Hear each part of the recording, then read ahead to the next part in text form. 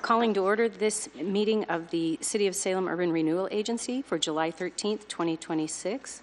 Will the recorder please call the roll? Board Member Tigan absent. Board Member Nishioka? Here. Board Member Matthews? Absent. Board Member Gwynn?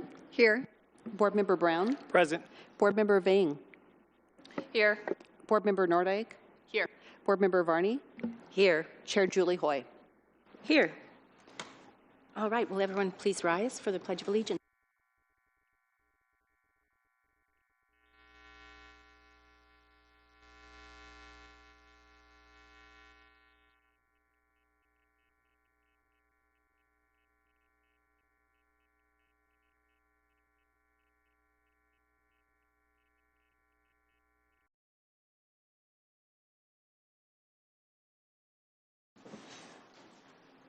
All right, Councillor Nishioka, do we have any additions or deletions?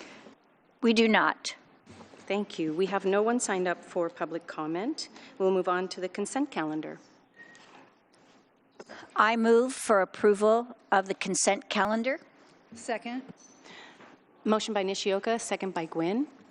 Councillor, go ahead. Thank you. The consent calendar consists only of the minutes from the June 22nd, 2026 Urban Renewal Agency meeting that we had, and that is ends the consent calendar. Thank you very much. Will the recorder please call the roll? Board Member Matthews absent. Board Member Gwynn? Aye. Board Member Brown? Aye. Board Member Vang? Aye. Board Member Nordijk? Board Member Varney? Aye. Board Member Tigan absent. Board Member Nishioka? Aye. Chair Julie Hoy. Aye. Motion passes. We have no action items, no public hearings, and no special orders of business. No information reports, so we are adjourned.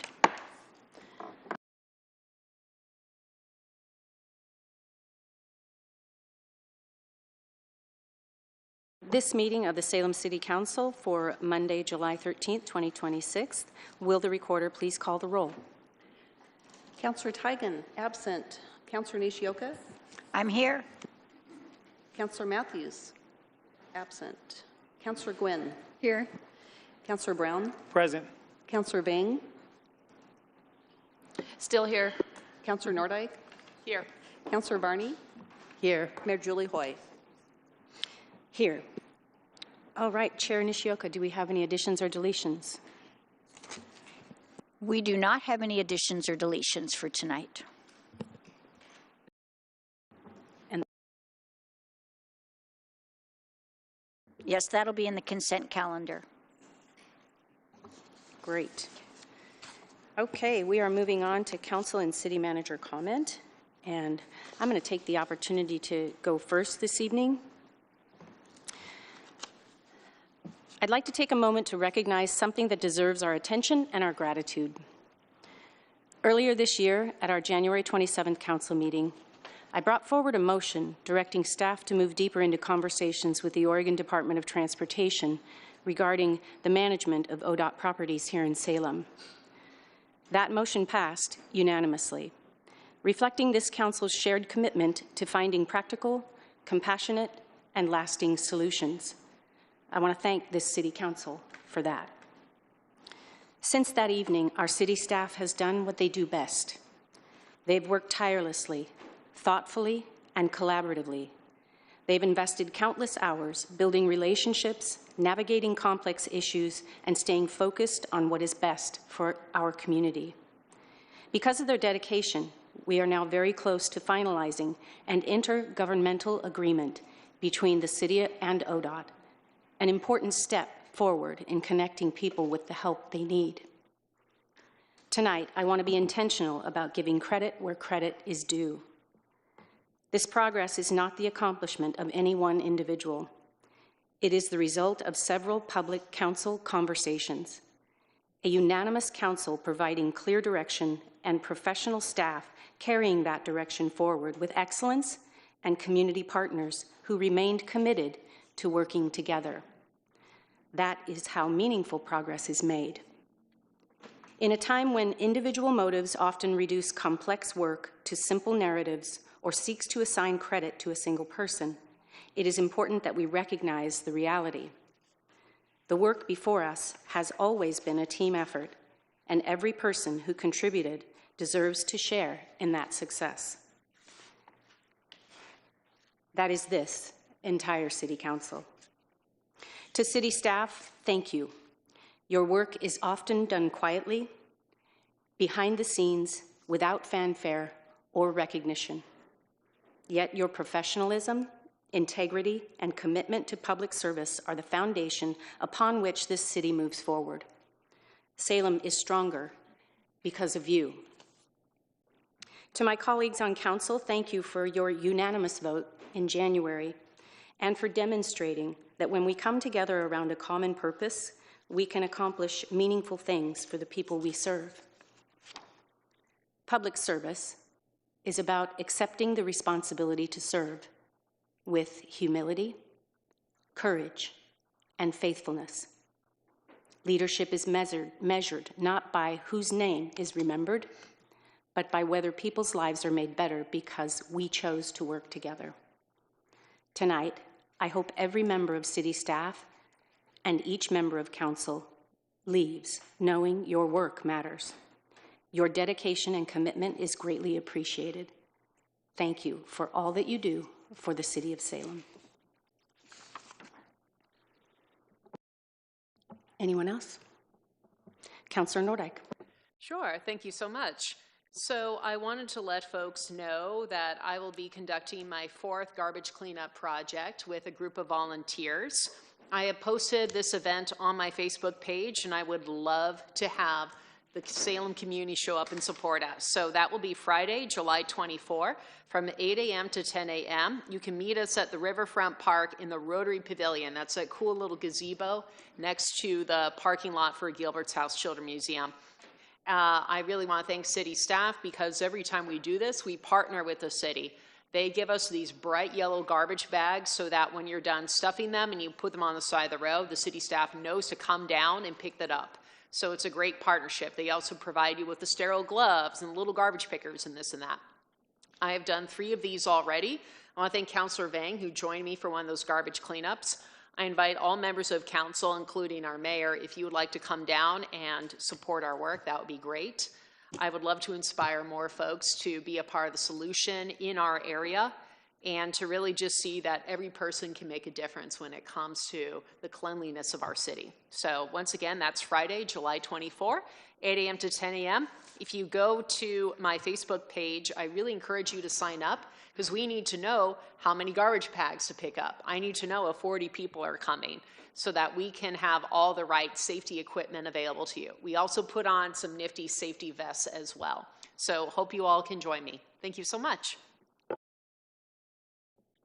Anyone else? Yeah, Councillor Brown. Thanks, Madam Mayor. Greetings, everyone, those that are in the audience and those that are watching from home. I do want to highlight just a few happenings, Madam Mayor. The first one is a couple weeks ago, well, let me start at the beginning. We recall earlier this year when we passed a motion to help out a lot of our struggling neighbors when it comes to food, and we passed a motion to allow, money to go to Marion Polk Food Share. And so long story short, I reached out to them because I wanted to tour their facility just to see what this road show looks like when it comes to helping a lot of our families since there's a huge food scarcity. And I would say that I was just left highly impressed, seeing not only where our money is going, but seeing the contribution of hundreds of volunteers throughout our city doing what it takes to take care of one another. So I definitely give my hats off to the leadership at the Marion Polk Food Share. Secondly, this past weekend, really on Friday, it was Fun Friday. Fun Friday is an event that CBEL puts on in regards to having a lot of resources available to the community. And this past Friday, we had that event at the Northgate Park. Several hundred people were there. And I want to give some props to Interim Chief Brandon Ditto. I think he's back there in the corner. I know he's loving this moment right now. So just to highlight him and his team of cadets and also Miss Angie Hendrick, because we went from door to door, excuse me, we went from door to door passing these out. And basically what you're looking in my hand, this is basically a door hanger, English on one side, Spanish on the other.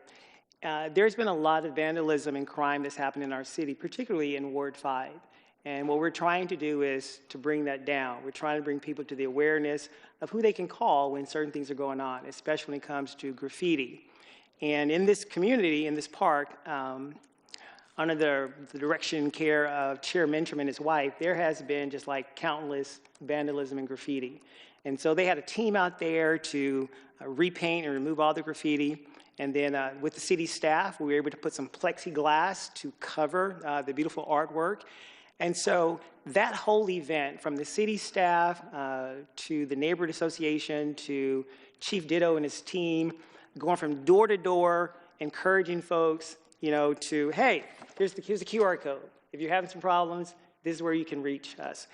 And the beauty of this is we went from door to door. And so having the opportunity to have first responders going from door to door, not only inviting them to come to a Fun Friday event, but also just showing up, just say hello. And so thank you, Chief Ditto, for you and your team for that, because it was a huge, huge work. And I would say that all of this work that we're doing in Northeast, it's not, as Madam Mayor just said, it's not one or two people, but it's several. And in my hand, this is a calendar that the city staff has put together. And basically, this calendar highlights everything they're doing throughout July and in August, because we want people to know that we are in the community. And so city staff, they're working their butt off, and of course, under the direction of City Manager Namber, we appreciate you and the visionary that you have had, just for how we started this all off. For those of us in this room that may live in Northeast Salem, Northeast Salem is a part of the community. It's very diverse. It's very dense when it comes to a lot of brown and black families. There are a lot of folks in the ward that live below the poverty line.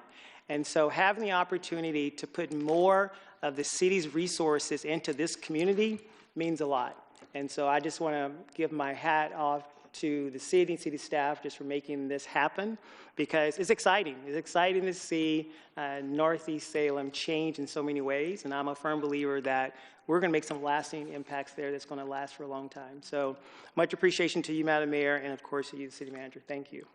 I yield the floor. Thank you, sir. Anyone else? Well, I would like to add that I had the pleasure of attending the Marion County Fair all 4 days, and it was wonderful to watch the young ones showing the animals that they work so hard to care for and raise. It was a great time, and just really appreciate that in our community, as well as the Chemeketa Theater Group that performed at the riverfront over the weekend. I saw the show Mean Girls, and I had never seen it before. It's quite something. And they did a great job. There's so much really high quality talent here in Salem. We just don't even know what we've got, and great things are happening. The last thing I want to mention is the Salem Philharmonia was performed for the 250th on the Capitol Mall this weekend for an hour. The orchestra was beautiful. It was so well done, so well conducted, and I just wanted to voice my appreciation for that free concert that they gave to a really good-sized crowd. So thank you. Councillor Nishioka.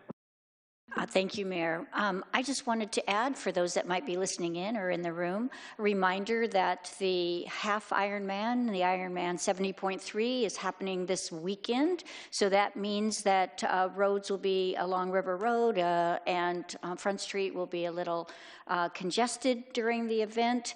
It's going to be extremely hot, so I hope that we don't have to call on the emergency vehicles too much. I know that I'm going to be doing the relay, and I get the run section, and it will be very hot. I hope I am able to cross the finish line.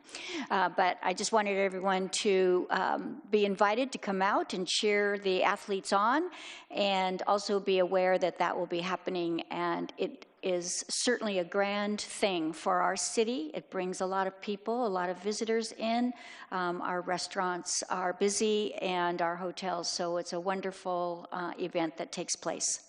Thank you. I'm so glad you mentioned that. And side note, my husband at 70 and our son and son-in-law are all competing on Saturday. Yeah. Oh, nice. So not the relay, they're each doing the race. Oh, the whole Oh, race. wow, good for them. Yeah, yeah. Ice packs, make sure you drink a lot. Well, I'll be there cheering you on. Thank you for that. Awesome. Anybody else? City Manager Numbery. Thank you, Madam Mayor.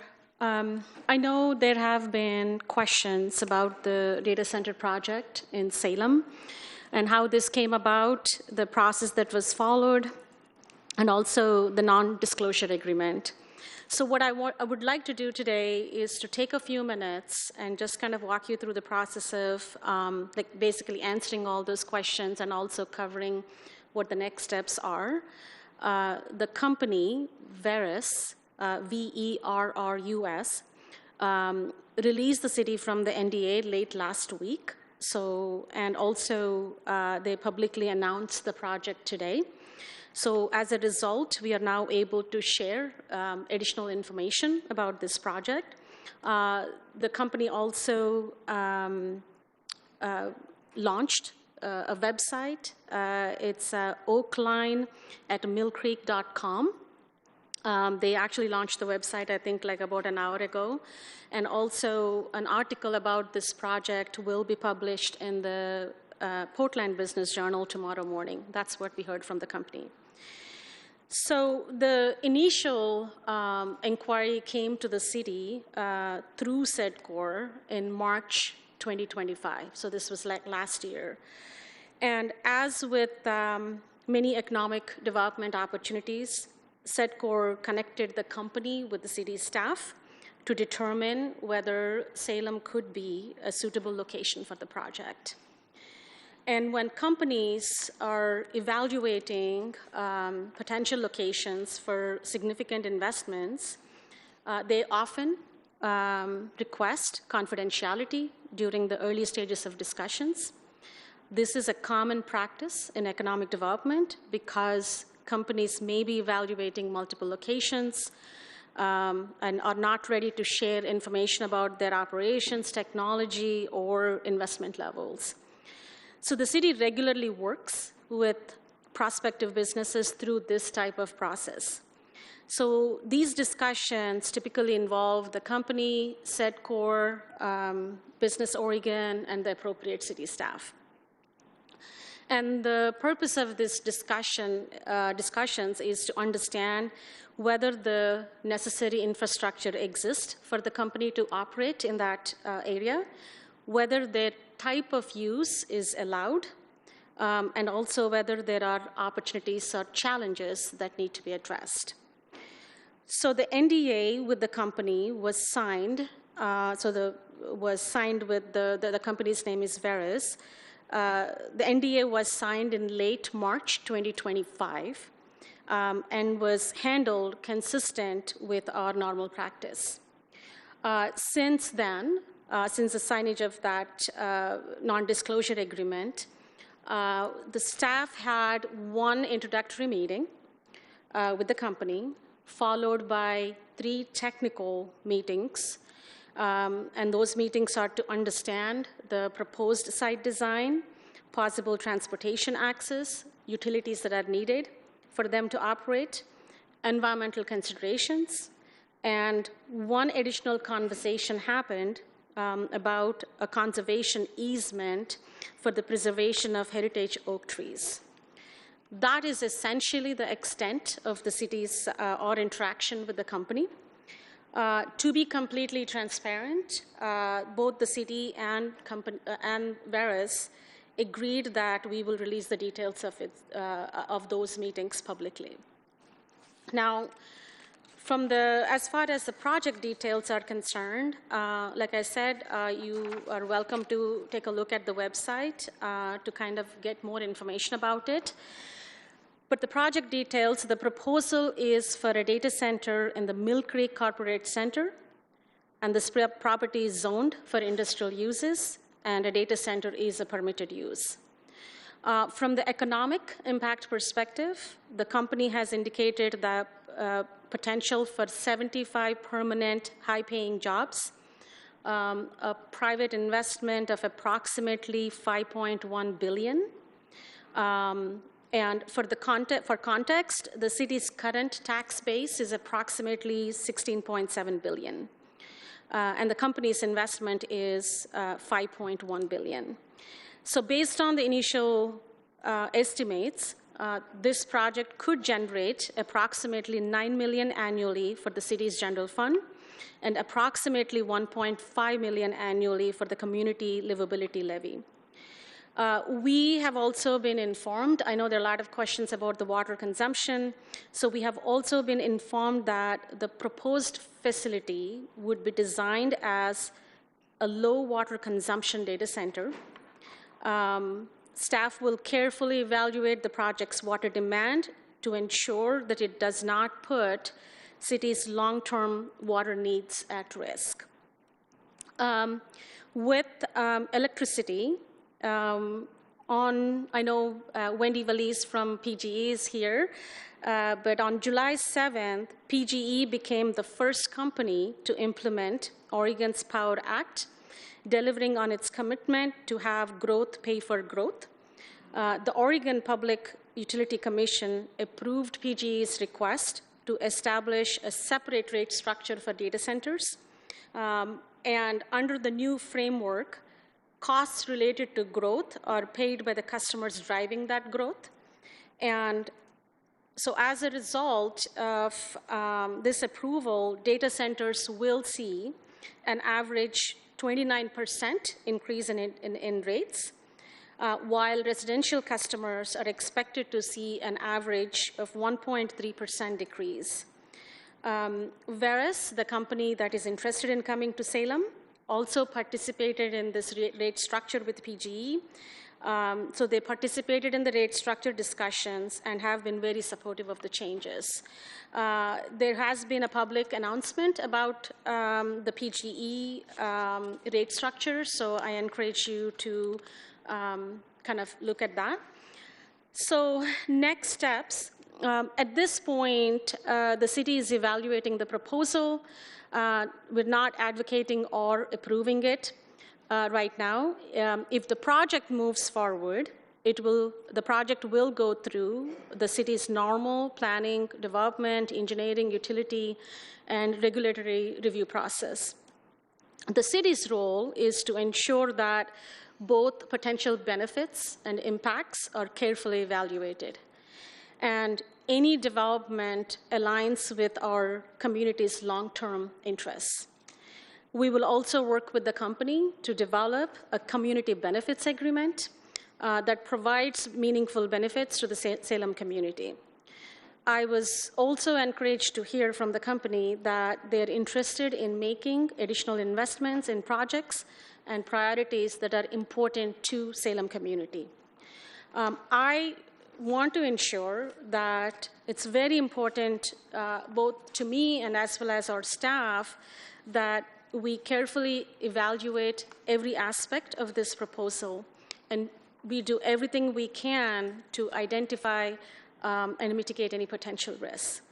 So the city will also have our webpage available tomorrow morning with a list of frequently asked questions and answers.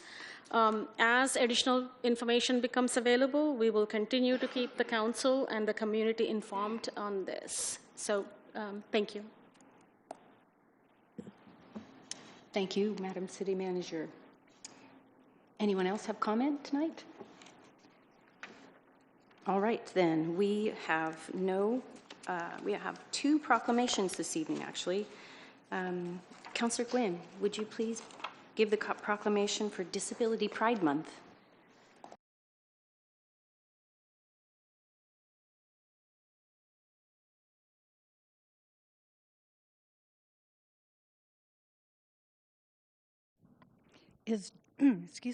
Is George L. Fitzgerald?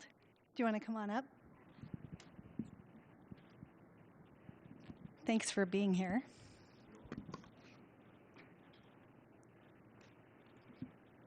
So, whereas Disability Pride Month is observed each July to celebrate the history, achievements, and contributions of people with disabilities and to recognize disability as a natural and valuable part of human diversity, And whereas July marks the anniversary of the signing of the Americans with Disabilities Act, ADA, on July 26, 1990, landmark civil rights legislation that prohibits discrimination and affirms equal opportunity, full participation, independent living, and inclusion for people with disabilities.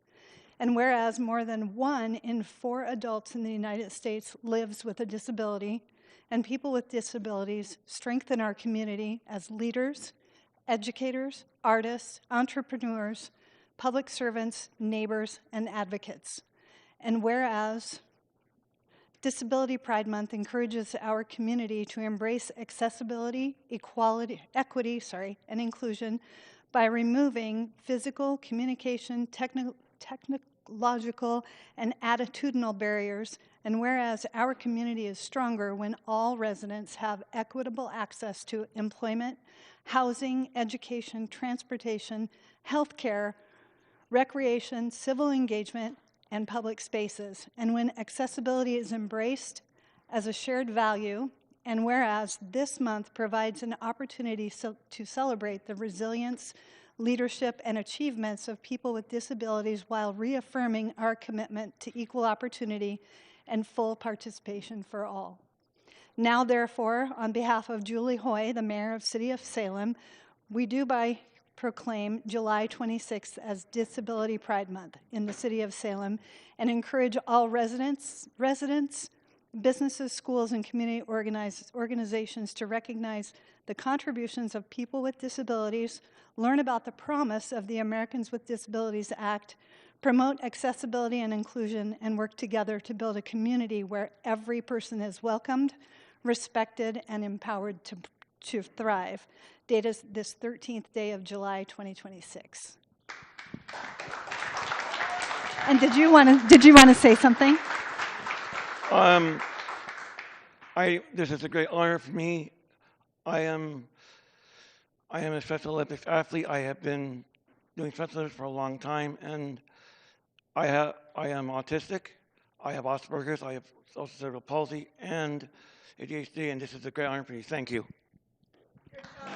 Thank you for your courage. Thank you for your courage to be here.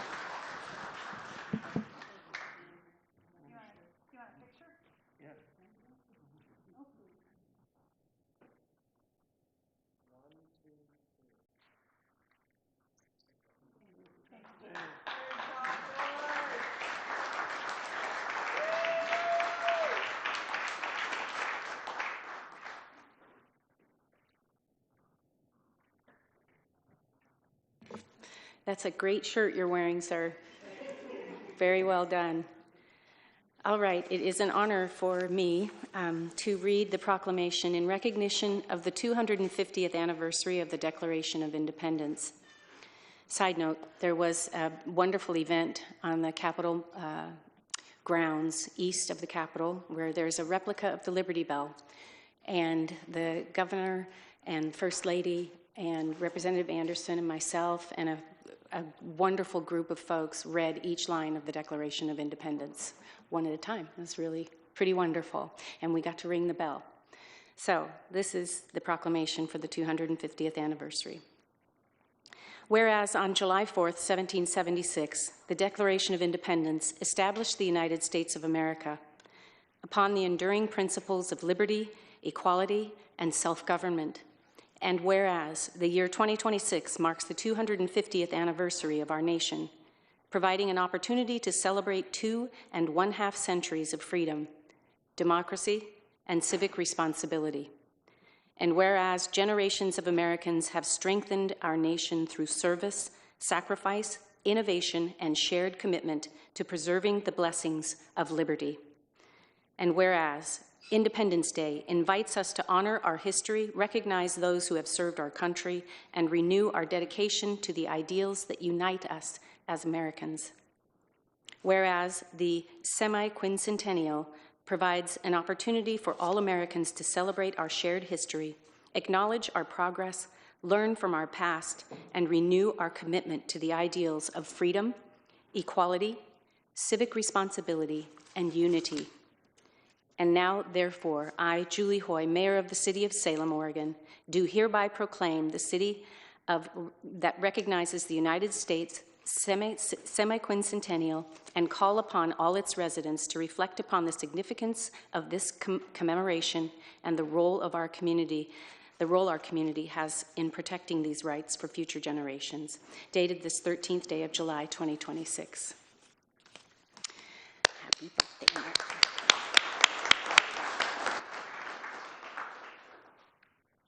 All right, we have no presentations. We are moving on to public comment. And we have one person signed up. Public comment under item 2, by the way, is for items that are on the agenda. So Robin G., please come forward, announce your ward or your address for the record. Oh, and push that little button on that. Thank you very much. Gotcha. Can you hear me okay? All right. Good evening, councilors. My name is Robin. I live in Ward 3.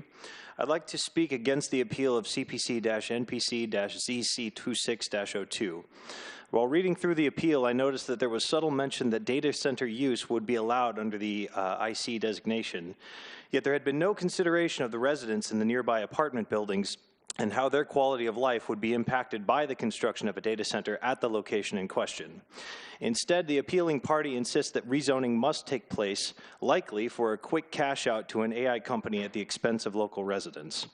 Previous public comments on the matter had already established these concerns, going so far as to cite the Our Salem project, during which extensive technical and environmental considerations had been made to give the area its current designation.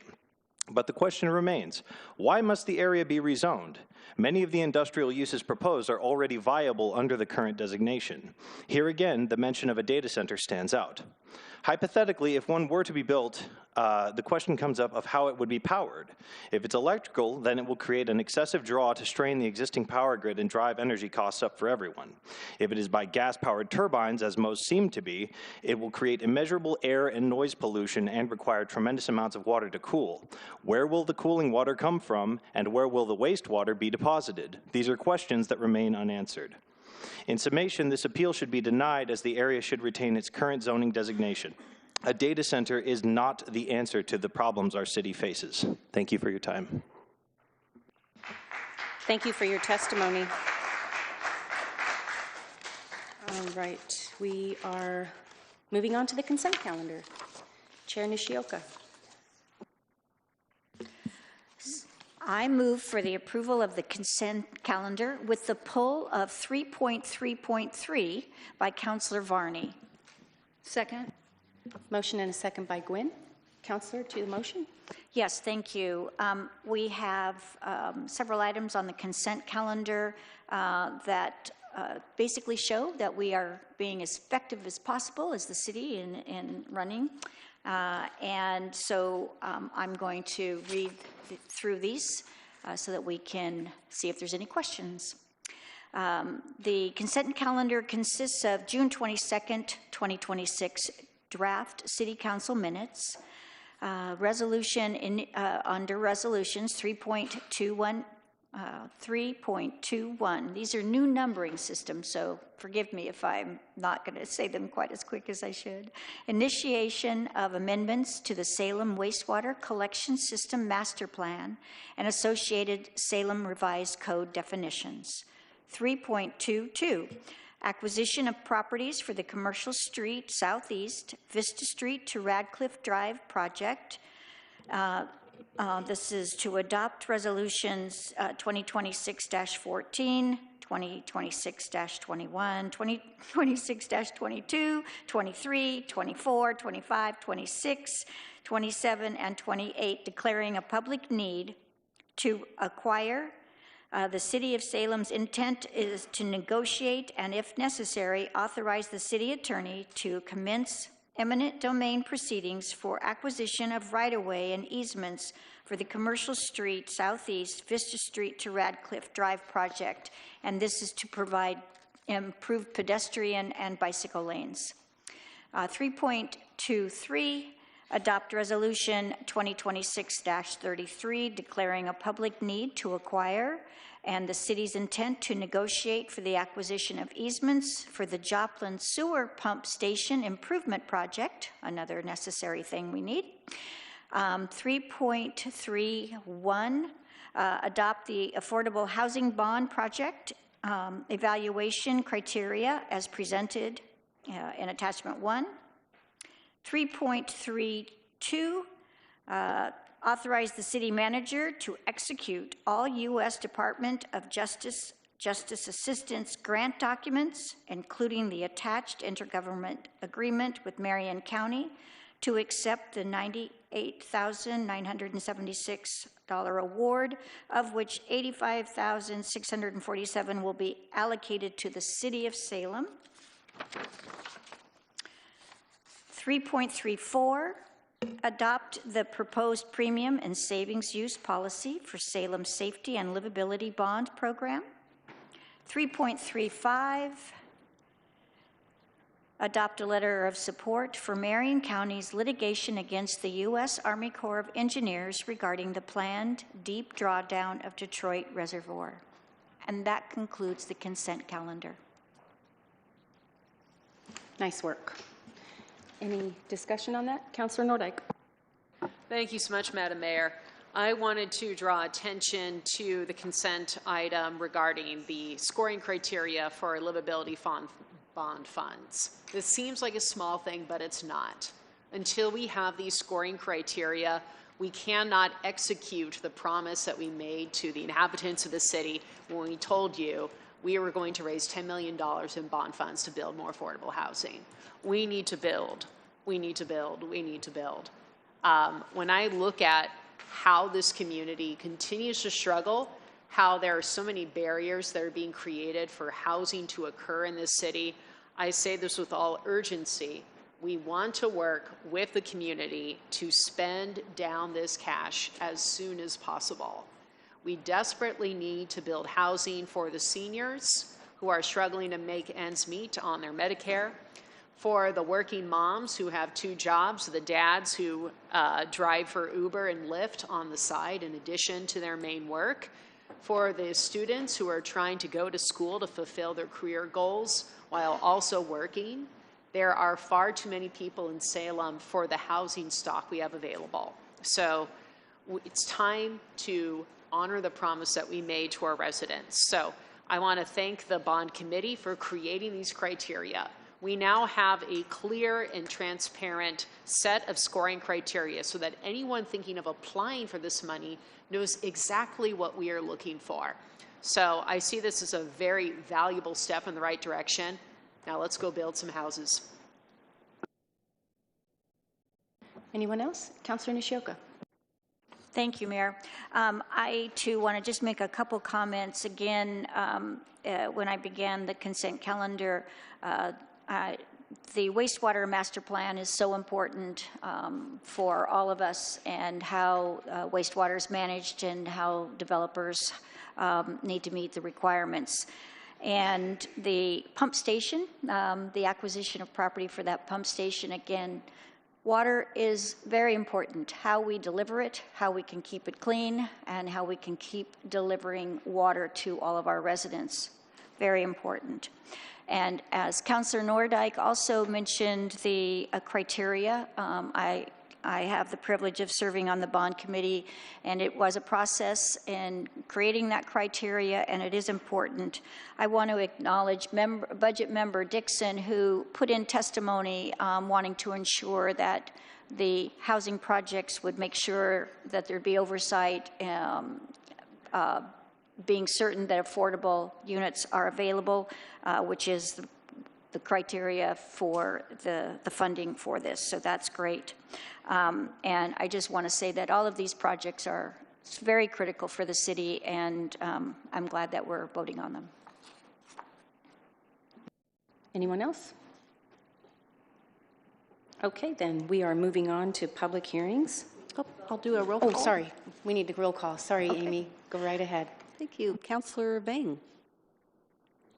Aye. Councillor Nordyke. Aye. Councillor Varney. Aye. Counselor Tigan absent. Counselor Nishioka? Aye. Counselor Matthews absent. Counselor Gwynn? Aye. Counselor Brown? Aye. Mayor Julie Hoy? Aye.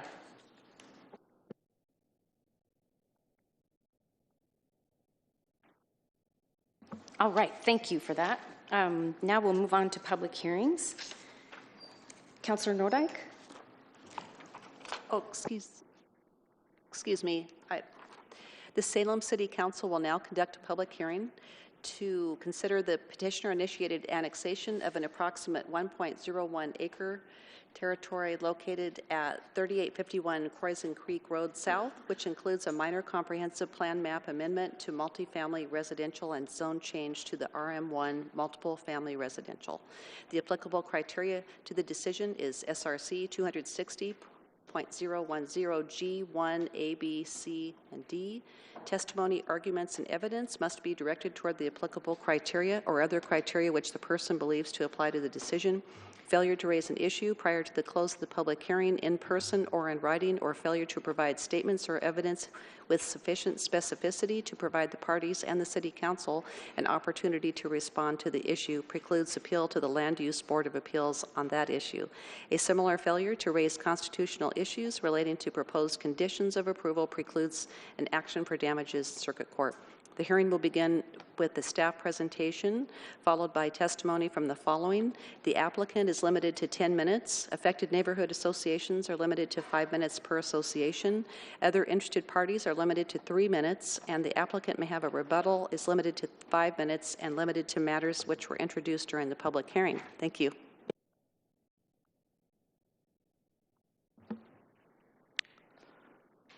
Good evening, Madam Mayor. My name is Jacob Brown with City Salem Planning Division, Planner 3. I'm here to present the case for Annexation 766, located at 3851 Croisan Creek Road South.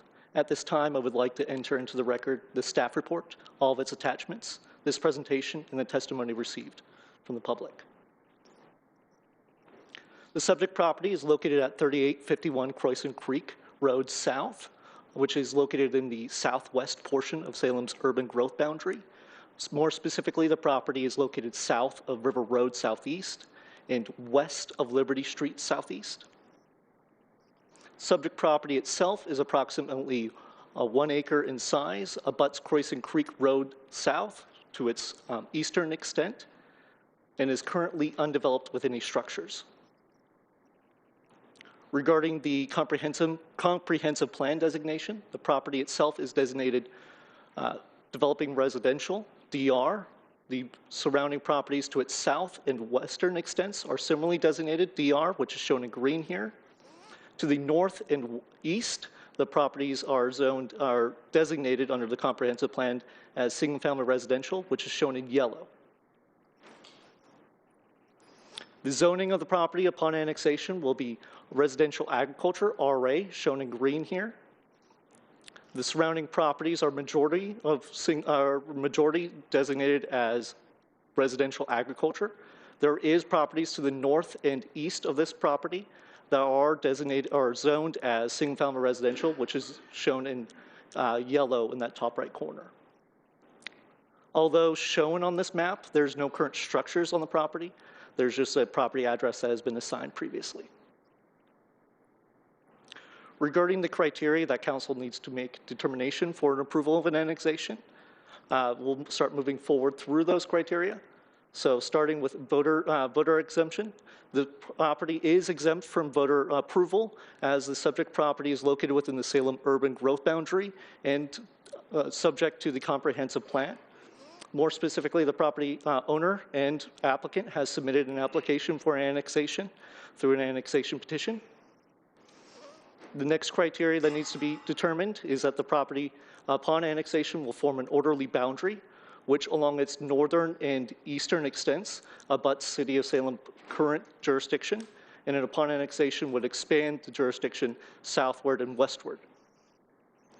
Regarding the next criteria, there needs to be a determination that services can be provided to support urban densities. As discussed within the staff report, staff report identifies that city services can be provided for the property to support urban densities. There is also criteria that regards if there's any special districts that the property is located within.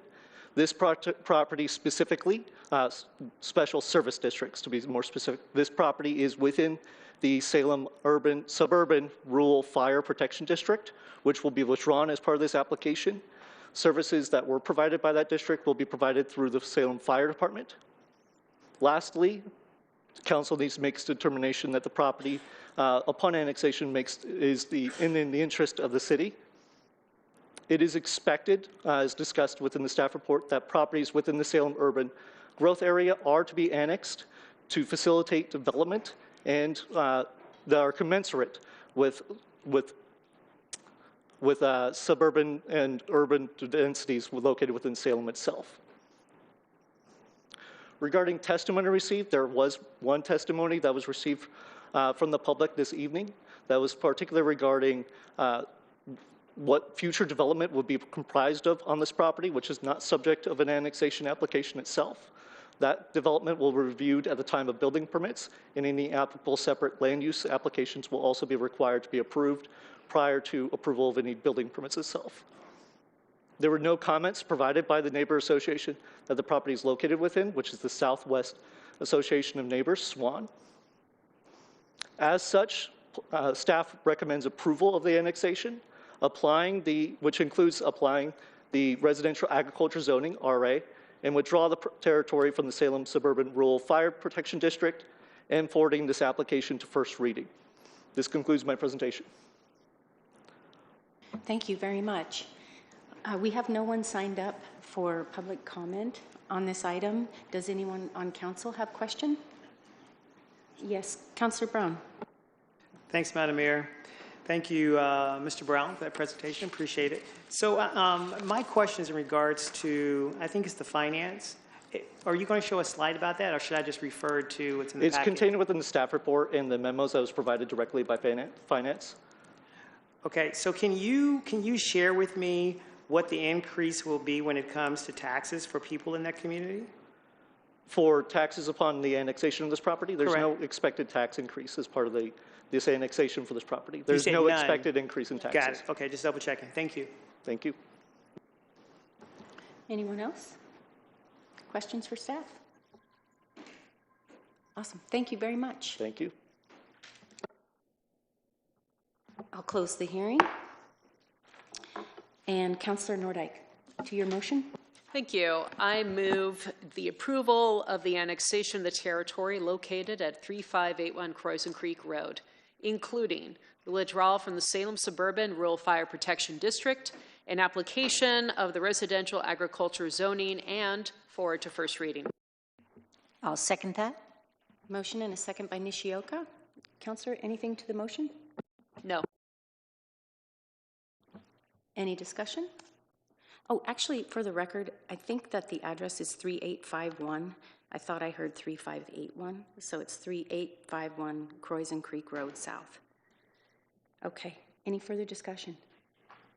No? Will the recorder please call the roll? Councillor Nordyke. Aye. Councillor Varney. Aye. Councillor Tigan absent. Councillor Nishioka. Aye. Councillor Matthews absent. Councillor Gwynn. Aye. Councillor Brown. Aye. Councillor Bang. Aye. Mayor Julie Hoy. Aye. Motion passes. We have no special orders of business. Yes, we do. Oh, that's right. We had a poll. Sorry We about have the that. one that was pulled, 3.3.3. Okay. And I believe then Councillor Varney? Council Varney makes the motion for this then discussion. Okay, I move that we authorize the city manager to execute the Intergovernmental Agreement with ODOT to update the Salem Transportation Plan. I'll second that. Motion and a second by Nishioka. Councillor, to your motion. Thank you. I pulled this to bring attention to it because I have been waiting 4 years for this. I think I was on council. I think, Vanessa, you were the only one up here that was on council at the time, but you were... That is correct. And so 4 years ago, we had a public hearing and then followed by, well, there were deliberations on the Our Salem project, the Area Comprehensive Plan. And I proposed an amendment to the plan to include 5 recommendations from the 2018 Congestion Release Task Force study to mitigate mobility issues in West Salem and across the bridges into downtown Salem be included in the work plan when the TSP was updated. And that's what we're moving into. The Our Salem Comprehensive Plan update, during discussions prior to this, when we were discussing the plan, West Salem agreed to a 24% increase in multifamily acreage in terms of zoning. We did that specifically looking at areas around 3rd Street and the URA over by Wallace Marine. So we agreed to an increase in multifamily zoning in exchange for this amendment in the comprehensive plan. These zone changes with that 24% would add an additional 1,670 average daily trips to Wallace Road and Highway 22. So that's a reason it was very, very important. So the actual motion was I direct staff to address traffic issues on Wallace Road Northwest, including the Congestion Relief Task Force recommendations in the upcoming update to the Salem Transportation System Plan. So that's why I'm excited that this is finally moving forward and we're moving forward into developing the plan. So I do ask that in Exhibit A, for what the city will be responsible for in this agreement, one of the things is community engagement in meetings related to adoption of the TSP. I request that really keep West Salem and the West Salem Neighborhood Association very, very much involved because they are going to want to be putting a lot of input into this process.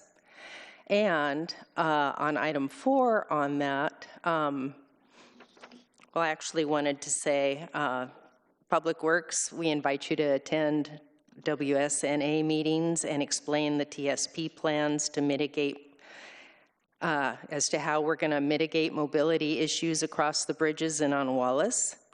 And on August 6th, it would be nice if someone would come to our WSNA meeting, West Salem Neighborhood Association, because we will be discussing the Cherry Hill development, and there will be a lot of people there. And the Cherry Hill development is proposed to add well over 1,000 more units to the whole traffic situation. So anyway, thank you very much. I pulled it just so I could refresh everyone's memories, because 4 years ago was 4 years ago. We were still meeting virtually back then. Yeah, thank you. Councillor Nishioka. I just want to say I think I was there as well. Anyone else? Not yet. Okay. No further discussion? Okay. Will the recorder please call the roll? Councillor Varney. Aye. Councillor Tigan absent. Councillor Nishioka. Aye. Councillor Matthews absent. Councillor Gwynn. Aye. Councillor Brown. Aye. Councillor Ving. Aye. Councillor Nordyke. Aye. Mayor Julie Hoy. Aye. Motion passes. We're moving on now to information reports. And I will just read through these. If anyone has any questions or comment, please stop me. 6.1, update on the status of city resiliency measures to prepare for the pending deep drawdown of Detroit Reservoir proposed for fall of 2026. 6.2, Planning Commission decision, a minor comprehensive plan map amendment, neighborhood plan map amendment, and do you have a question? On 6.2. 6.2, okay, let me just finish reading. From MU-R mixed-use riverfront to IC, industrial commercial, denied minor comprehensive plan map amendment, minor neighborhood plan map amendment, quasi-judicial zone change, case CPC-NPC-ZC26-02, Lauren W. Beckman, trustee of Eleanor M. Beckman Trust, 1505 Front Street Northeast. The applicant has appealed this decision, attachment 2. The decision will have a public hearing before the City Council at a future date. Councillor, you had a question? Yes, thanks, Madam Mayor. So with the report, the applicant is requesting a hearing because they did not like the outcome. Am I understanding that correct? Oh, we can speak to that. Oh, there we are. Here comes the expert.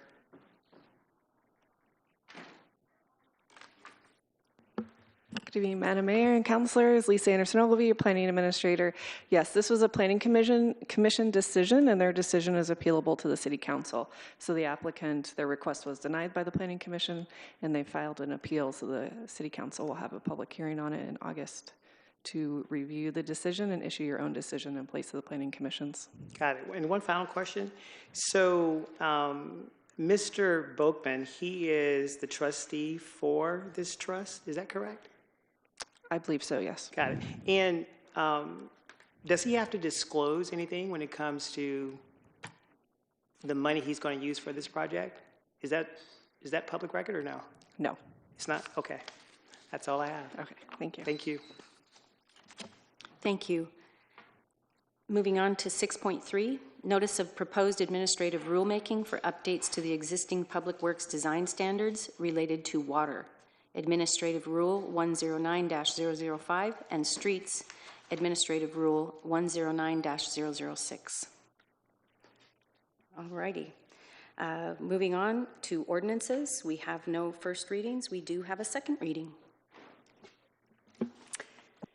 Ordinance Bill number 726, an ordinance relating to the Salem Tourism Promotion Area, amending sections 38.080.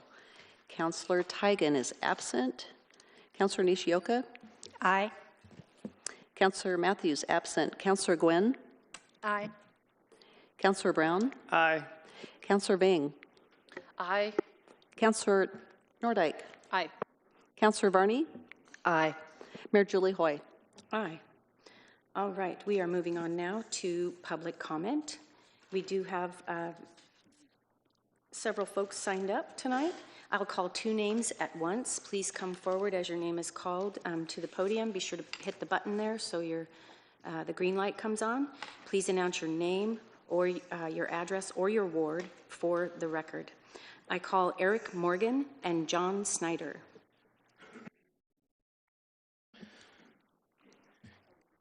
Eric, one thing, you'll have 3 minutes to speak. Okay, perfect. Everybody will.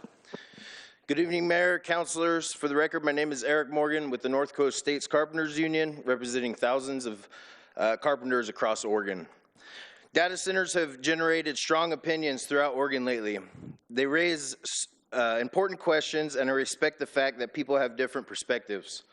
This evening, I'd like to simply offer the perspective of the skilled men and women we represent, the people who build these types of facilities. In our experience, data centers are unlike many other construction projects. They are typically built over the course of 5 to 6 years, creating long-term, stable careers rather than short bursts of employment. They are also generally built by responsible contractors who invest in a skilled workforce with benefits and a world-class training program instead of relying on labor brokers or a evolving temporary workforce. That matters because projects like this give tradespeople the opportunity to work and spend where they live. They can coach Little League, make it to dance recitals, have dinner with their families, and be part of their communities instead of chasing work out of the state or spending hours every day commuting to distant job sites. For our members, these opportunities mean more than a paycheck. They mean buying a first home, supporting a family, building a secure retirement, and taking pride in a career that contributes to something lasting. As conversations about data centers continue, I simply ask that the perspective of the skilled men and women who build this infrastructure remain part of the discussion. Thank you for your time. John Snyder. John Snyder and Brian Lemke. Good evening, Mayor and Councilors. My name is John Snyder, also with the North Coast States Carpenters. I'm here to speak in support of data center projects in Salem. Like many people, I care deeply about Salem's future. I understand the concerns about water use, electricity, and neighborhood impacts. Those are important questions, and they deserve answered based on facts and science, not speculation. At the same time, we have to acknowledge the financial reality facing our city. Salem continues to struggle with budget shortfalls that threaten essential services like public safety, parks, libraries, and infrastructure. We need a long-term solution to grow our commercial tax base instead of placing more burden on its residents. Oregon has already shown what responsibly developed data centers can contribute. According to Business Oregon, the state's data center industry supports more than 23,000 jobs, generates approximately $4.6 billion in annual economic output, and produces about $182 million in Oregon income tax revenue. We've heard people say data centers don't create jobs and they don't pay taxes. The facts tell a different story. These projects create thousands of construction jobs, permanent, high-paying technical careers, and ongoing work for local contractors, suppliers, restaurants, and small businesses. Tax incentives are temporary, but the investment and the tax base remain for decades. Data center projects should meet Salem standards for environmental stewardship, infrastructure planning, and community benefits. But rejecting an opportunity simply because it's new or misunderstood is a mistake. Salem needs sustainable revenue to maintain services our community depends on. If data centers are developed responsibly, it represents an opportunity to strengthen our economy, diversify our tax base, and invest in our city's future. I encourage you to support responsibly built data centers in Salem. Thank you. Brian Lemke, and I think it's Trumpus Simmons. Good evening, staff, Ms. Mayor, councilors. Brian Lemke, 61236 Stackland Road. I work for the Carpenters Union. I also sit on the Eastern Oregon Workforce Board, the Pendleton Building Trades, and a statewide apprenticeship committee. So I'm concerned about jobs this data center could create. I did a little research. Statewide, 2025, 40,000 high school graduates. Some of these individuals are going to go into construction. 2,900 graduates in Salem last year. These are the individuals that we're trying to find jobs in this community. This project could employ a good percentage of them. This also reminds me of a time in the 80s or the 90s when special interest groups villainized logging. I also did some research on that. 300 mills have been shut down since 1980. With those mill shutdowns, you have ancillary jobs. Restaurants, cafes, gas stations, hotels. Little towns like North Powder in Eastern Oregon completely dried up. No more police station, only volunteer fire. That's very important to us. We'd like to retain those jobs. Thank you for your time.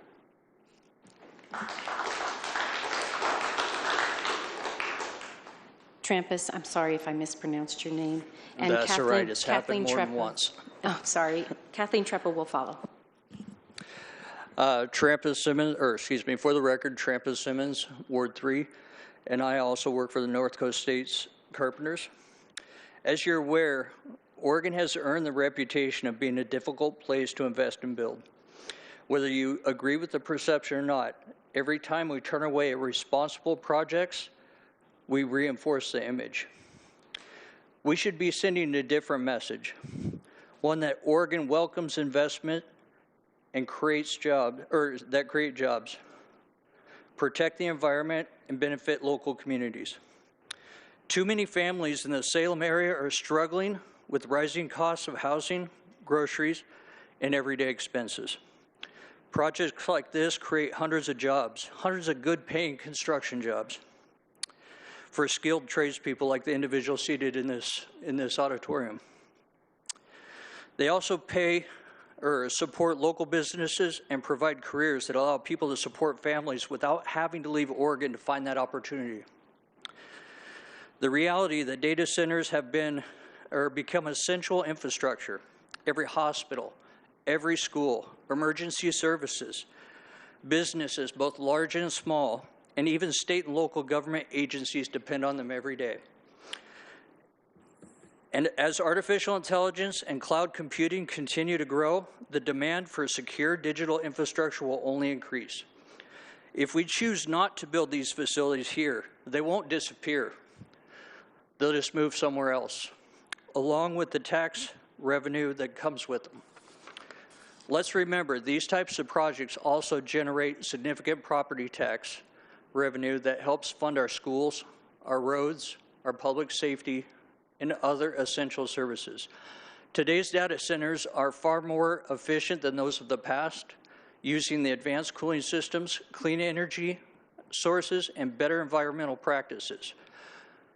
We should expect developers to meet high standards and then hold them accountable, but we shouldn't close the door on opportunity. This isn't a choice between protecting our environment and creating jobs, because we can do both. We can build responsibly, create family wage jobs, strengthen our tax base, and ensure our community remains competitive for the future. I encourage you to support responsible development that invests in our workers, our economy, and our community. Thank you. Thank you. Kathleen Treppa and Lynn McDonald. Kathleen Treppa, Ward 7. With regard to the extensive comments provided by the city manager this evening about the proposed data center project, I would strongly urge staff to bring that project back on an agenda as an agenda item on a future agenda that is properly noticed, so that the public has an opportunity to provide some input at the front end as well. I came here tonight to talk about whether or not Betsy Vega met the residency requirements listed in the Salem City Charter to run for Ward 6 councilor. I supported the city's decision to seek outside counsel to evaluate this unfortunate situation. I've read the attorney's opinion and respectfully disagree with the city's current position that Betsy Vega qualified to be listed on the November ballot for Ward 6. Section 25 of the Charter states that a councilor shall reside in a ward they would like to represent during the 12 months immediately before being elected. That's almost a direct quote. That is not a difficult concept to understand. And by Betsy's own admission, she did not live in Ward 6 for approximately 5 months of that 12-month period. The difficult financial circumstances that led her to being homeless for those 5 months are unfortunate. However, the fact of the matter is that she does not meet the requirements outlined in the city charter. Intent and a legal definition of domicile do not equal residency. In my opinion, it's a pretty straightforward charter requirement that has gone through legal gymnastics to arrive at a conclusion that her intent and her efforts are sufficient to qualify her for the ballot. I am also disturbed that Ms. Vega may not have been truthful on her candidate nomination petition that she submitted on January 30th, 2026. I'm under the impression that Betsy circulated the signature forms, which requires that the circulator include their address. If she submitted those signature forms with their prior address, then she lied on the forms. Lying on paperwork should be immediately disqualifying. Section 25 of the city charter also states that the city council is the final judge of the election and qualifications of its members. I strongly urge the City Council to take up that discussion on a future agenda to preserve the integrity of this local election. I understand that is a difficult conversation, but allowing someone who doesn't meet the requirements to remain on the ballot completely undermines the election process. It's an unfortunate circumstance. Quite frankly, I think Betsy brought it upon herself, and she brought it to the doorsteps of this council and this organization, and it was wrong. I'd also like to address the comments of freedom for 250 years. Quite frankly, I'm absolutely incensed by some of the tone-deaf comments that come from this dais, because today in Maine, federal officials shot and murdered an innocent man in front of his wife and 3-year-old child, and they killed somebody a week or two ago in Houston. So this is not a country that is free for everybody. It's free for white people. And so you might want to think about that, Julie, when you talk about that. Thank you. All right, Lynn McDonald and Linnell Wilcox.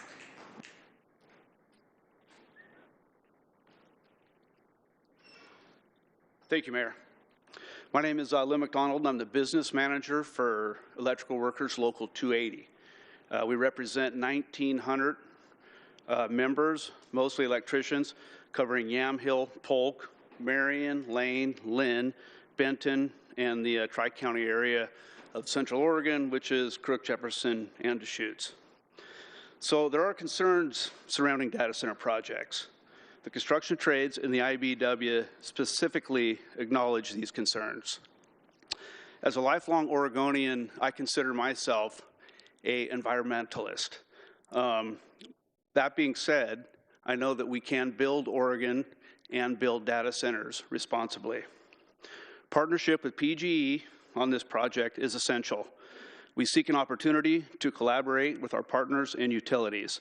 As an electrician, it is important to note that I know we need an all-of-the-above energy approach. Generators are for backup. I think a gentleman spoke earlier about that, like a hospital would have. That's what a backup generator does, is it closes the gap during a power outage. The use of advanced water management systems, the closed-loop approach, minimizes demand for water. Hundreds of family wage construction jobs will be provided to Oregonians during development. And I'm going to use Prineville as a reference because that's in my area, so it's the data centers that I'm mostly familiar with. In Prineville, for the 5-year period from 2021 to 2025, there were 3,904,000 hours worked by electricians and apprentices. That's not including all the other crafts on the site. So that is equal to 390 full-time family wage jobs for the 5-year period of the survey. Further permanent jobs will be developed. Currently, just at Meta, which is Facebook, there are 350 to 400 Oregonians employed. These numbers are made up of the security crew, the janitorial staff, the culinary staff, tech industry employees, just to name some of the opportunities. Currently, the IBEW still has 75 electricians on site. This number fluctuates depending on the projects that they have at any given time, and 75 is on the low end of workers that can be employed at an operating data center. The maintenance work will go on for decades. We help train the next generation of Oregon's workforce. Salem has an opportunity to support a project that combines innovation, responsible resource management, and family wage jobs. We encourage the council to support this investment in Salem's economy and workforce. Thank you for your testimony. Linnell Wilcox and Mike Ellison. Hi, my name is Linnell Wilcox, and I live in Ward 1. I'm here to thank each of you for funding and expanding the homeless services and outreach and cleaning teams. REACH has been especially communicative and wonderful as a partner. They call us on a regular basis, see what kind of beds we have, availability, what kind of accommodations we can make for people who are struggling in different ways. They called me last week before the sweeps were even going to happen this week and let us know they were coming up and just giving us a heads up. They called us and asked us how many beds we have open last week and again today. We currently have 10 open bunk beds on the top bunk. Many men and women cannot use a top bunk. So I want to talk a little bit about the people who kind of fall through the cracks. Even with all the expansion of shelters, beds, apartments that are supposedly affordable but not for SSI, we don't, and even with more mental health treatment, we don't have enough resources for the people who are still falling through the cracks. So talking about a few of these, and these are real people. One man struggles with paranoia and mental illness. He can be fine if he can go outside and sweep for a couple of hours in the middle of the night. He'll sweep the streets. Most shelters have curfews that just don't allow that. One woman we had needed to tuck everyone in at night. She already had a psychiatrist, she had meds, she could not stop tucking ladies in. You're sleeping and someone's gonna come over to your bed and tuck you in. You're gonna freak out. We had to exit her. We had a young kid who could no longer stay at a warming shelter because he was terrified he was going to be raped in a dorm setting. And that's with us telling him, we have staff, we're here. He couldn't sleep. He was positive he'd be raped. I can't even imagine living that way. We had a woman who has voices in her head. She has a psychiatrist, she has meds, she's tried all different kinds. The people who live inside her head, they have names. She tells me they will tell her that if she seeks different counselors, different psychiatrists, different meds, they will kill her. She scheduled a case management meeting with me, and she said she knew she was going to have to pay for it after that. They were going to make her life miserable from meeting with me. These are the people who are not going to fit in most shelters, in most settings, and these are the people that are still falling through the cracks. Right now, depending what time it is, at 5:45, we had 2 women who are referred to us by the REACH team checking in with their dogs. I don't know where the rest of them are going to go, and I hope that we can find a way to have other places that are like a warming shelter where people can come in, sleep, leave in the morning or not, and sleep again. Thank you for your testimony. Mike Ellison and Debbie Robley.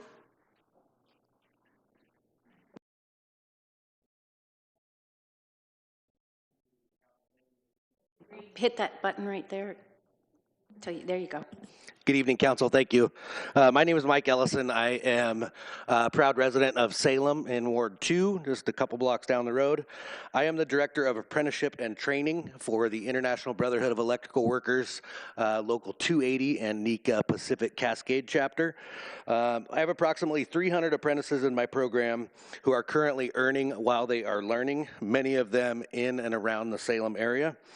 I recognize that there are many valid concerns regarding data centers, but I believe those concerns can be addressed with responsible planning and community involvement. There are also many benefits that come with these projects that I don't believe receive the attention that they deserve. A data center project can require hundreds of electricians and other skilled tradespeople on projects that often run several years.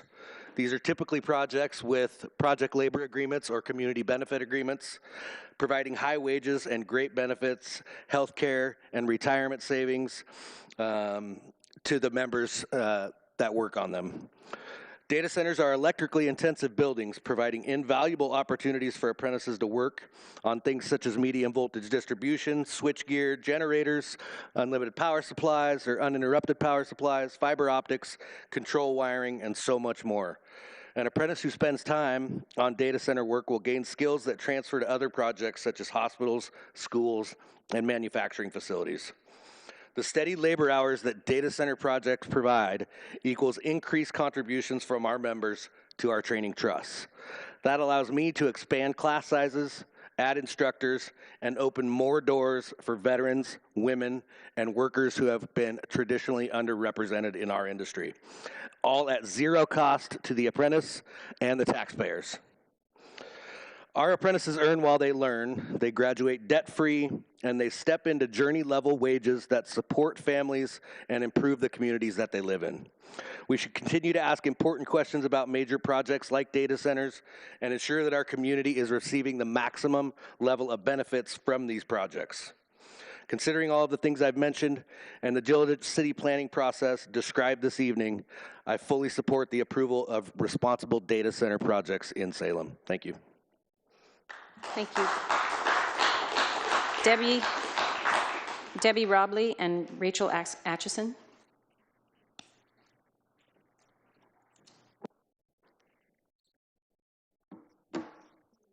It's already on. One more time now. Sorry. Good evening. I'm the last person that I ever expected to be speaking in front of City Council. I am here in opposition to data centers, and I do believe that it's very important that this be put on the public agenda for future meetings. I have been watching what has been happening nationally and even local in Hillsborough regarding data centers.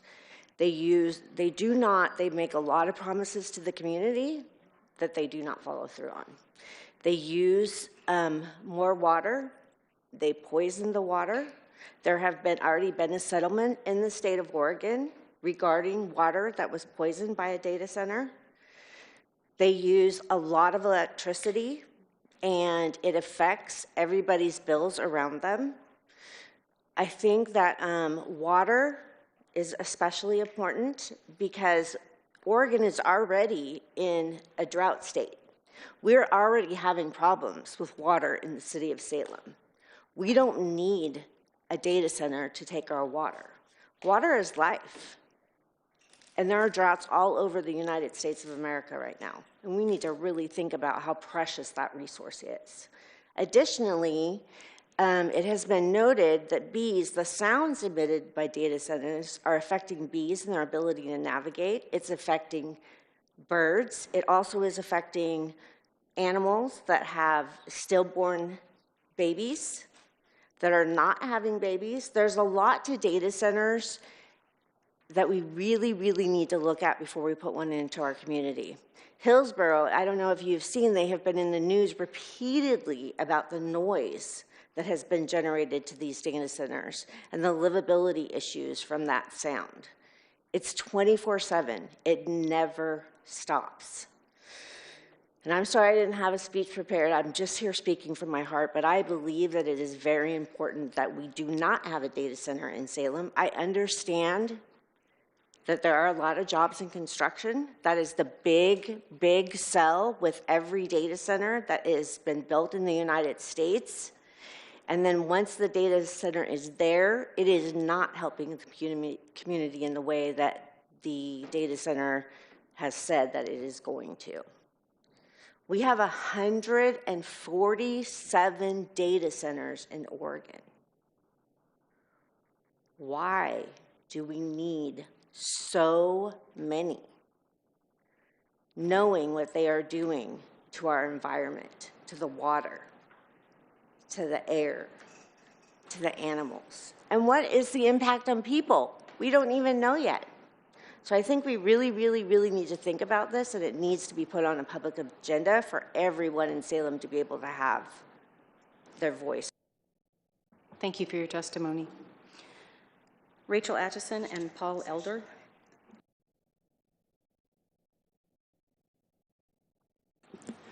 Hi there, Rachel Atchison, Ward 3. I did not know that we were going to be discussing data centers tonight. It was, as people have said, not on the agenda.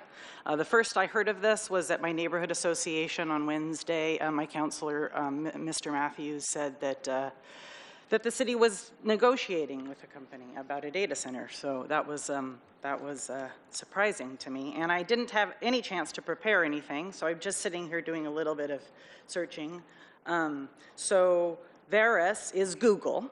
So it's an alphabet company. So Veris is a name used with Tesla as part of a Utilize coalition, apparently. And they do a lot of greenwashing, saying things like, hey, we're low water consumption, and we're putting back into the grid, and all these things that make it sound really good. So anyway, with a little more time and preparation and items on the agenda, I'm sure that you'll have a lot more community response. I have great respect for our carpenters and electricians and the unions and all these workers here tonight.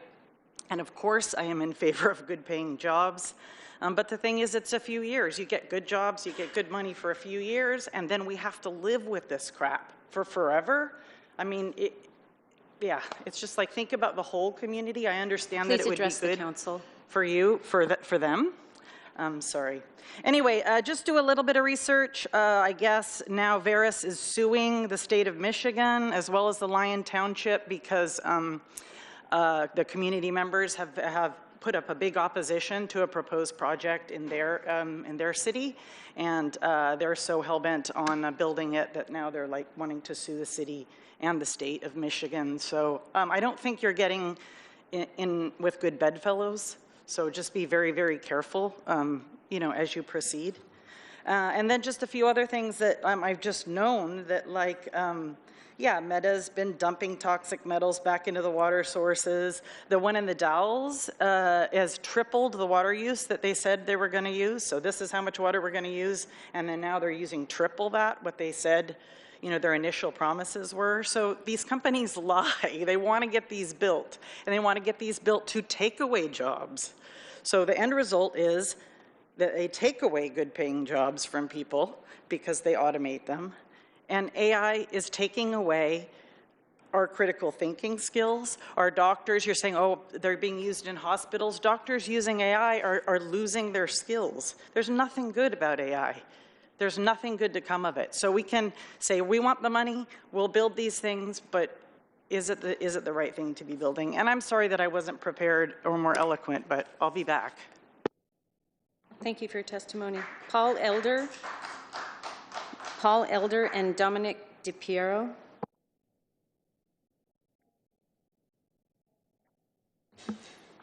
Chair, Mayor, and members of the council, my name is Paul Elder, and I serve as a business manager at UA Local 290, representing over 5,200 highly skilled plumbers, pipe fitters, HVAC techs, steam fitters across Oregon, including many who live and work in the Salem area. My wife and I raised 4 boys in the Salem-Keizer area, and she's at school at McNary High. They're all in the house. Sorry. It's hard to lose your kids when they move out. Unfortunately, we're really good at exporting children instead of retaining them here in Oregon. My oldest boy works construction in Omaha because he couldn't find a job here. I'm here today to ask your support for this project. It represents a smarter model on how to build data centers and development. For many people, the conversation around data centers, it immediately turns to concerns about energy, water. The project has been designed to address those concerns from the beginning. This project also incorporates large water management systems. While no industrial facility has zero needs for water needs, investing in closed-loop water systems and reuse technology demonstrates a commitment to using water as efficiently and responsibly as possible. These systems use less water than an 18-hole golf course or a few sit-down restaurants. As our region continues to improve on conservation and long-term water use, projects that prioritize conservation and innovation deserve a serious consideration. Our members build these systems. UA Local 290 and our signatory contractors are extremely experienced in construction and maintaining complex energy facilities, advanced piping systems, gray water recycling infrastructure, and industrial mechanical systems. These are precisely the kinds of projects and workforce training to deliver these safety and standards efficiently. This investment also creates long-lasting economic opportunities for Salem. During construction, hundreds of skilled trade professionals will help build the data center. After its construction is complete, the project will continue to support permanent family wage jobs, operating and maintaining these facilities for decades to come. Just as importantly, these projects provide opportunities for the next generation. UA Local 290 operates one of our apprenticeship training centers right here in Salem. Projects like these allow opportunities to earn while they learn. Development highly skilled, specialized skills, build long-life careers without leaving their communities. We often hear that Oregon must choose between economic development and reasonable environmental stewardships. We do not believe this is a choice before us. This project demonstrates the thoughtful planning, modern technology, responsible resource management, and family wage jobs that go hand in hand. We encourage the council to support the investment of the Salem workforce economy and future. Thank you for your time and your consideration. Thank you for your testimony. Dominic DiPiero. And button's already pushed for you. All right. First off, great job on DiPiero. I'm Dominic DiPiero, Director of Training, Local 290. Appreciate the opportunity to come speak to you all. I represent the same membership that Paul Elder just talked about. We have over 600 apprentices across the state of Oregon. We do have a training center just a few miles away from here and have a number of apprentices that would love to come work at this data center. So I actually have worked at data centers before I had this job as the training director in Prineville and other areas. And a lot of the concerns that I've heard people brought up today, I want to let you know that in a closed system for water, closed loop system, you don't have the evaporative coolers that, you know, spread the water all over the place like you see in Prineville and in the Dalles. In a system where they have the battery backups, you don't see the diesel generators or hear them like you do in the Dalles or in Prineville. So they've addressed a number of those issues, and I believe that this group could negotiate the accountability that everybody has talked about having the data center to have. This would be a tremendous opportunity. I worked at those places living in Florence on the coast. Not a lot of opportunities for individuals like myself to work on commercial projects and do this kind of work. And this would be a great opportunity for a number of apprentices as well as journey workers to responsibly build and support this project. I appreciate the opportunity to talk to you all. We spend a lot of time in our training center educating and would encourage any of you or anybody else that would like to know more about these systems, please reach out and call. I'd be happy to talk with you about how all this stuff works for anybody to understand how all this works and knowledgeably speak about this stuff to address some of these concerns. So thank you very much for the opportunity to talk. Have a great day.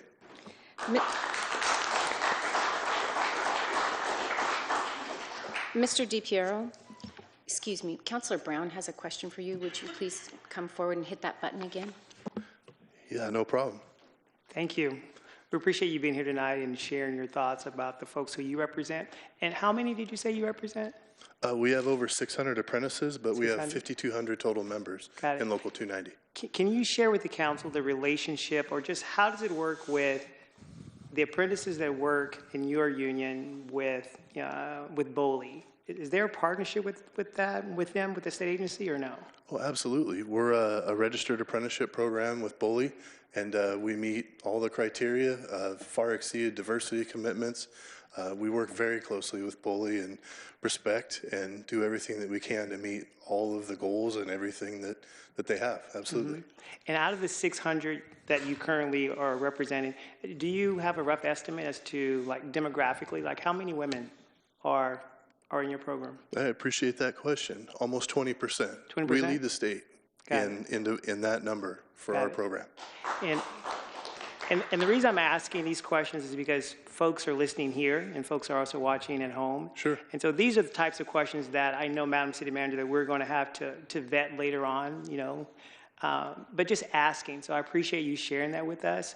And I'm pretty sure somebody up here will definitely take you up on your offer. So, right. Well, we do lots of outreaches and have lots of school counselors that come in to see our program, and we get applications from them and get them going in school as well. So appreciate the opportunity to talk to whoever. Thank you. Awesome. Thank you so much, Councillor Brown. Great question. If there is nothing further, then this group is adjourned.